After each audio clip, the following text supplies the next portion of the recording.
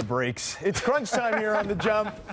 Steph Curry said today that he's trending towards playing tonight versus the Bulls after bruising his tailbone. The Warriors have dropped to 10th in the West. So Steph also said that it's going to be some time before he's 100%. So, Richard, do you think Steph's return guarantees them at least to make in the play-in situation? Well, I would hope so. Look, Steph's still in the prime of his career. This man can dominate, on the offensive end, even when he's not, like, passing and shooting. Just him on the floor creates space for everybody else. So hopefully that gets it done.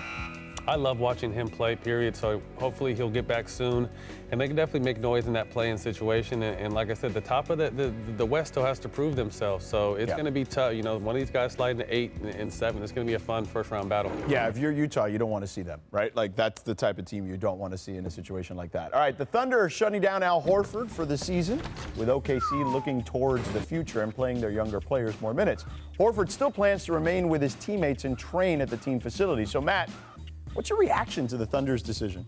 Business move. I get it. Al Horford's a consummate pro. He's been that since he stepped in the league, and he kind of understands he's not necessarily in their future plans. He's making a ton of money, I think owed over $50 million over the next 2 years. But also giving young guys like Moses Brown the opportunity to come in and show what they're doing. This kid has put up tremendous rebound numbers, was just signed to a multi-year deal. So I like it. I'm going to disagree.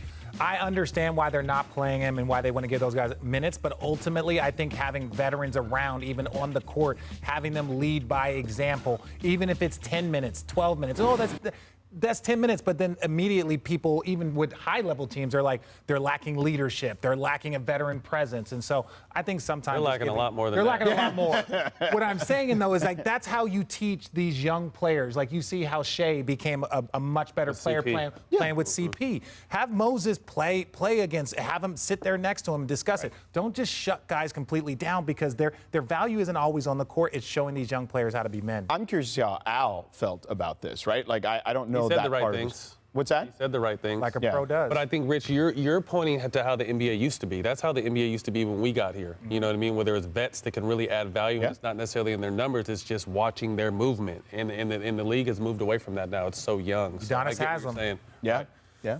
All right, Knicks assistant coach Mike Woodson has been hired to coach at his alma mater, Indiana University. So, Richard, we see what Juwan Howard's success has been like at Michigan. Do you think Indiana can capture the same magic with Woody? I hope so. There's no doubt that he can coach and that, he knows as much about basketball as anybody. You just hope that, he can get the recruits. The NCAA is going through a serious shift right now with players being able to go, to the G League and the one and done rule changing probably in the next few years in likeness. So there's a lot more going into coaching than ever before.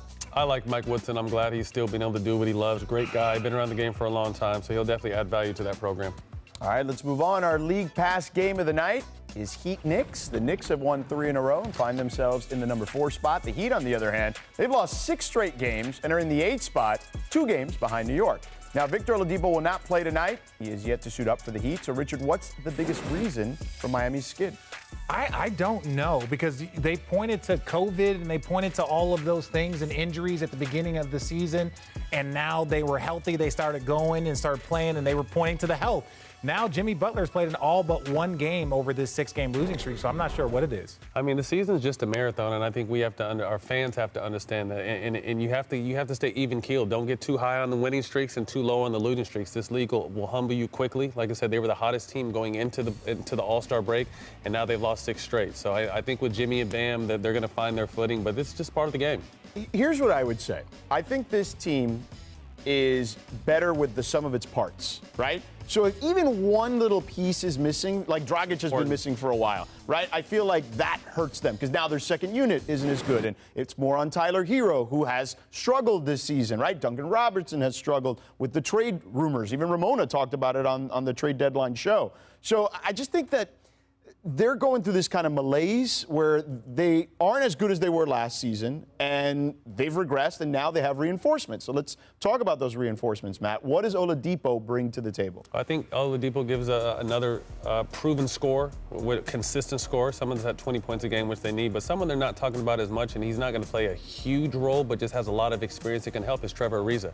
They pretty much got him for nothing out there. He's a 3-and-D guy that has won championships and can help these younger guys. So I really would have liked to see Aldridge go to Miami. I think that would have been a nice splash for them. But, I trust in Jimmy Butler now that these guys are healthy, and it's all about getting hot at the right time, and they proved that last year. So if they can find that magic, we'll see. Yeah, and they were missing some. You lose Jay Crowder. I love Andre Iguodala, but he's getting up there in age. But ultimately, I think the real kind of thing that I would kind of point out for some of the younger guys struggling is that there's a difference between being the hunted and the hunter. Right. And I think last year, in going into the bubble, they were going out hunting. They were looking. And then all of a sudden, every single time, like we talk about being a champion, being the Eastern Conference champion, that has a target on your back. Mm-hmm. So everywhere those guys go, there is a target on their back. And I'll add another thing. Duncan Robinson and Tyler Hero aren't going to sneak up on you no more. They're at the top of the scouting report. Yep. Guys are taking pride in locking both of those guys up, and you're seeing that this year. Yeah, for sure. I agree wholeheartedly with that. All right, this just in at the buzzer.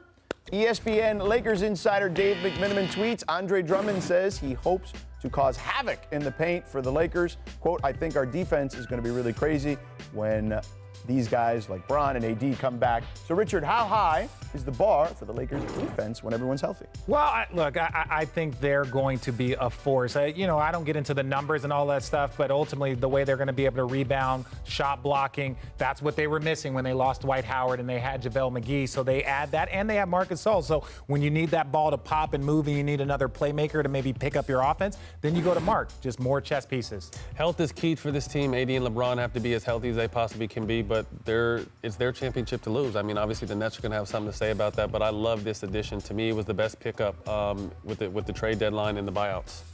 Look, I'm with them on the defense. They were the number one defensive team in the league. They slipped some, obviously, once LeBron got hurt. But even these last couple of games, granted against teams they're better than, even with this particular roster, but their defensive disposition was there. So I agree. It should be interesting to watch.